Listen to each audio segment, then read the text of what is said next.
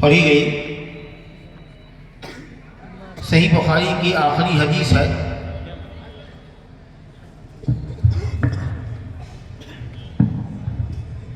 اور اس پر جو باب امام بخاری رحمۃ اللہ علیہ نے قائم کیا ہے وہ سورہ انبیاء کی آیت نمبر 47 کا ایک ٹکڑا ہے. اس کو عنوان بنایا ہے وَنَضَعُ الْمَوَازِينَ الْقِسْطَ لِيَوْمِ الْقِيَامَةِ فَلَا تُظْلَمُ نَفْسٌ شَيْئًا وَإِنْ كَانَ مِثْقَالَ حَبَّةٍ مِّنْ خَرْدَلٍ أَتَيْنَا بِهَا وَكَفَىٰ بِنَا حَاسِبِينَ. کہ ہم انصاف کا ترازو قیامت کے دن حاضر کریں گے.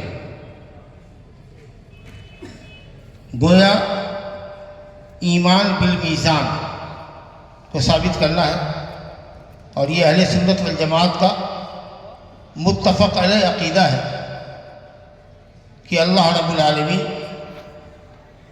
عدل و انصاف کا ترازو حاضر کرے گا. میزان کا اثبات ثابت کرنا مقصود ہے جس کا انکار معتزلہ نے کیا ہے. وہ کہتے ہیں کہ میزان سے مراد ہے عدل، ہم عدل قائم کریں گے. اللہ تعالیٰ عادل ہے، حکم ہے،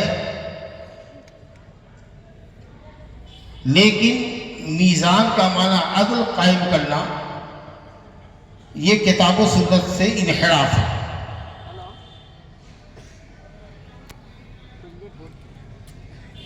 اس لیے امام بخاری رحمۃ اللہ علیہ نے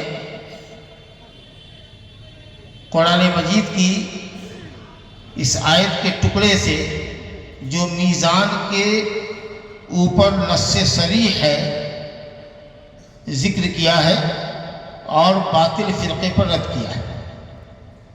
گویا کہ قیامت کے دن میزان کے اوپر یہ میزان حاضر کیا جائے گا. نضع الموازین اے نحضر الموازین، ہم میزان حاضر کریں گے. اس کے اوپر ہمارا ایمان ہونا چاہیے. اور دوسری چیز یہ کہ وَأَنَّ أَعْمَالَ بَنِي آدَمَ وَقَوْلَهُ يُوزَنُ، بنی آدم کے اعمال اور ان کے اقوال تولے جائیں گے، اور جو بھی چیز تولی جائے گی وہ مخلوق ہے. تو گویا کہ بندوں کے اعمال اور اقوال اسی طرح مخلوق ہیں جس طریقہ سے خود بندہ مخلوق ہے. اللہ تعالیٰ نے فرمایا وَاللَّهُ خَلَقَكُمْ وَمَا تَعْبُدُونَ وَمَا تَعْمَلُونَ، وَاللَّهُ خَلَقَكُمْ وَمَا تَعْمَلُونَ. اللہ نے تم کو بھی پیدا کیا، تمہارے عملوں کو بھی پیدا کیا.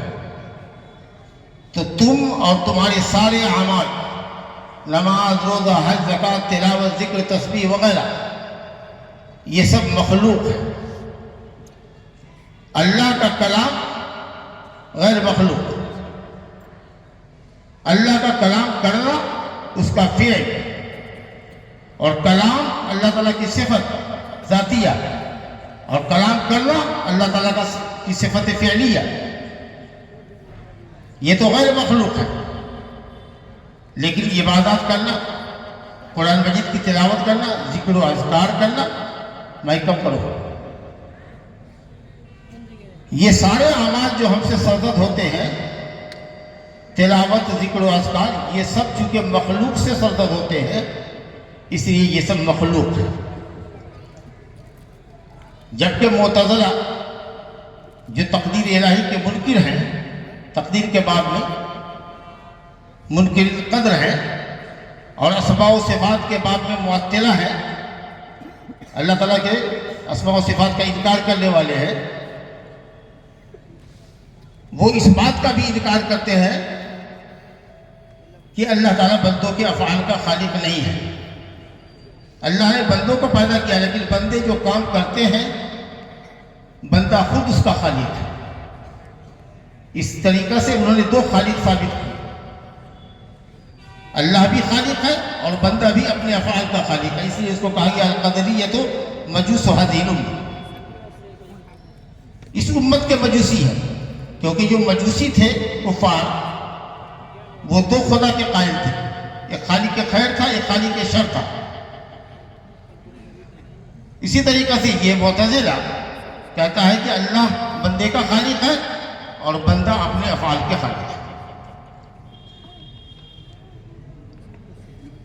جبکہ حقیقت یہ ہے کہ اللہ تعالیٰ نے انسان کو پیدا کیا، انسان کے اعمال کو پیدا کیا، تو ہم جو بھی کچھ عمل کرتے ہیں یا جو کچھ ہم اپنی زبان سے ادا کرتے ہیں، قرآن کی تلاوت کرتے ہیں، نماز میں قرآن پڑھتے ہیں، ذکر و اذکار کرتے ہیں، یا نماز کے باہر ہم قرآن پڑھتے ہیں، ذکر و اذکار کرتے ہیں، یہ سارے اعمال مخلوق ہیں اور مخلوق کو تولا جائے گا۔ تو میزان حق ہے اور میزان پر بندوں کے اعمال اور اقوال تولے جائیں گے۔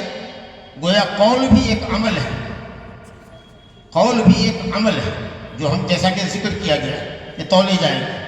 جو بھی چیز تولی جائے گی وہ عمل ہے اور وہ مخلوق ہے۔ آپ نے سمجھ لیا کہ دونوں ہی جملے میں معتزلے پر امام بخاری رحمۃ اللہ علیہ نے رد کیا۔ تو توحید کا تقاضا یہ ہے کہ اللہ رب العالمین اپنے عدل کے اظہار کے لیے میزان حاضر کرے گا اور بندوں کے اعمال کو تولے گا، اپنے کمال عدل و انصاف کو ظاہر کرنے کے لیے اور بندوں کے عذر کو قطع کرنے کے لیے کہ کوئی یہ نہ کہے کہ اس کے ساتھ نعوذ باللہ ظلم کیا گیا ہے یا نہ کرتا گناہ کی اس کو سزا دی گئی ہے یا نیکی کرنے والے کی نیکی میں کچھ کمی کر دی گئی ہے۔ اس کو دیکھ لو اپنی نظر سے تاکہ اللہ کے خلاف کوئی حجت، کوئی عذر تمہارے لیے باقی نہ رہے۔ اس کے لیے اللہ رب العالمین میزان حاضر کرے گا۔ میزان عدل نہیں، میزان لائے گا جس کے دو کفے ہوں گے، دو پلڑے ہوں گے۔ اب پلڑے کی دلیل کہاں سے لائے؟ حدیث سے۔ حدیث بطاقہ یاد کیجئے، یصاح برجل من امتی علی رؤوس الخلائق، تمام اولین و آخرین کی موجودگی میں میری امت کے ایک شخص کو پکارا جائے گا جس کے 99 دفتر، لہو 99 سجلا کل سجل مد البصر، 99 گناہوں کے دفتر ہوں گے، ہر دفتر حد نگاہ تک بڑا اور موٹا ہوگا، لایا جائے گا جس کو ایک پلڑے میں رکھا جائے گا۔ توضع السجلات فی کفہ، اور حدیث اختصار کے ساتھ بیان کر رہے ہیں، اور اس کے لیے ایک نیکی ہوگی شہادت اللہ الہ الا اللہ کی، جو ایک چٹ پہ ہوگی بطاقہ میں، اس کو حدیث بطاقہ بھی کہتے ہیں، اس کو ایک پلڑے میں رکھا جائے گا۔ معلوم ہوا کہ دو پلڑے ہیں ترازو کے، یہیں سے دو پلڑے کا ثبوت ملا۔ فتاشت السجلات، وہ جو 99 دفتر والا پلڑا ہوگا وہ ہلکا ہو کر کے اٹھ جائے گا، کیونکہ بھاری پلڑا جو ہوتا ہے وہ جھکا رہتا ہے۔ لیکن کچھ لوگوں نے کہا کہ پلڑے بھی دو ہوں گے اور زبان بھی اس کو دی جائے گی، لیکن یہ صرف قول ہے ابن عباس رضی اللہ عنہ کا اور حسن بصری کا، کوئی حدیث نہیں ہے، اس میں مرفوع صحیح حدیث نہیں ہے کہ اس ترازو کو زبان بھی ملے گی۔ صحیح حدیث یہ ہے کہ ترازو کے دو پلڑے ہوں گے، تو وہ حقیقی میزان ہوگا، وہ حقیقی میزان۔ اور میزان کیوں لایا جائے گا؟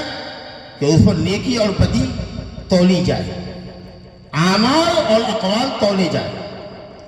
تو گویا کہ اصل میں تولے کیا جائیں گے اعمال، لیکن یہ جو حدیث بطاقہ ہے یہ بتا رہی ہے کہ دفتروں کو تولا جائے گا، نیکی کے چٹ کو اور 99 گناہوں کے دفتر کو۔ تو کچھ علماء نے کہا کہ اعمال کے جو دفتر ہوں گے، چاہے وہ نیکی کے ہو یا بدی کے ہو، وہ تولی جائے گی، ایک پلے پر نیکی اور ایک پلے پر بدی کا رکھا جائے گا۔ کتنا بڑا ترازو ہوگا کہ آپ یہ کہہ سکتے ہیں کہ انسان نے کتنی نیکی کی ہوگی، اس ترازو کے پلڑے کا اندازہ صرف اللہ تعالیٰ ہی کر سکتا ہے۔ مستدرک حاکم میں حضرت سلمان فارسی رضی اللہ عنہ سے موقوفاً روایت ہے، صحیح ہے، موقوف ہے، مرفوع حدیث کی طرف ضعیف ہے کہ ساتوں آسمان اور زمین کو اگر ایک پلڑے میں رکھ لیا جائے تو اس ترازو کا پلڑا کافی ہوگا. اللہ اتنا بڑا پلڑا ہوگا، لا يقدر قدرہ الا اللہ، اس کا اندازہ تو صرف اللہ ہی کر سکتا ہے. بہرحال دو پلڑے ہوں گے تو حقیقت میں ترازو ہوگی اور اس پر اعمال تولے جائیں گے. اب وہی بات پرانے زمانے کی کہ اعمال تو مانوی چیز ہے، نماز پڑھا ختم، روزہ رکھا ختم، تلاوت کیا ختم، تو تولا کیا جائے گا. تو کسی زمانے میں یہ بات سمجھ میں نہیں آتی تھی. فلسفی حضرات اپنی شگافیوں سے اہل سنت پر اعتراض کرتے تھے، ارے بھئی اللہ ہر چیز پر قادر ہے. اب آج تو ہواؤں کو ناپ رہے ہیں، حرارت اور بذورت کو تول رہے ہیں، سب چیز تولی جا رہی ہے. اللہ کے لیے کیا مشکل ہے؟ حدیث صحیح ہے کہ اللہ تعالیٰ قیامت کے دن جب جنتی جنت میں چلے جائیں گے، جہنمی جہنم میں چلے جائیں گے، تو موت کو جو ایک مانوی شے ہے، حصی شے نہیں ہے، اس کو ایک میڈے کی شکل میں لایا جائے گا اور اہل جنت کو بولا یا اہل جنت، تو یہ گردن اٹھا کے دیکھیں کیا بات ہے، کہیں ہمارے نکلنے کا آرڈر تو نہیں ہو رہا ہے. جہنمیوں کو کہا جائے گا تو وہ گردن اٹھائیں گے کہ کہیں ہمارے نکلنے کا اعلان تو نہیں ہو رہا ہے، وہ خوشی سے اچھلیں گے. کہا جائے گا کہ یہ تم لوگوں کی موت ہے، خلود ولا موت ہے، جنتیے تم ہمیشہ رہو، موت نہیں آئے گی تم کو. اور اے جہنمیے تم بھی جہنم میں ہمیشہ رہو، تمہیں کبھی موت نہیں آئے گی. یہ کفار کے لیے ہے. تو اب یہ موت کو دیکھ کے اللہ میڈے کی شکل میں لا رہا ہے، تو ہمارے اعمال کو اللہ تعالیٰ جسم کی شکل دے دے گا اور اس کو تول دے گا. گناہوں کو جسم کی شکل دے دے گا، اس کو تول دے گا. اب کچھ لوگوں نے یہ کہا حدیث کی روشنی میں کہ عمل کرنے والے تولے جائیں، یہ بھی صحیح ہے، لیکن یہ عام طریقے سے نہیں ہوگا. اہل علم نے کہا ہے کہ کسی کو اللہ چاہے گا تو تول دے. جیسے حضرت ابن مسعود کی پنڈلیوں کے متعلق مثال فرمایا تھا، انہما لاثقل فی المیزان من احد، احد پہاڑ سے زیادہ یہ دو پنڈلی، پتلی پنڈلیاں جن کی خفت اور رقت اور جس کے پتلے پن کے اوپر تم ہنس رہے ہو، یہ قیامت کے دن میزان عمل میں احد پہاڑ سے بھاری. اور کافر کے تعلق سے بھی فرمایا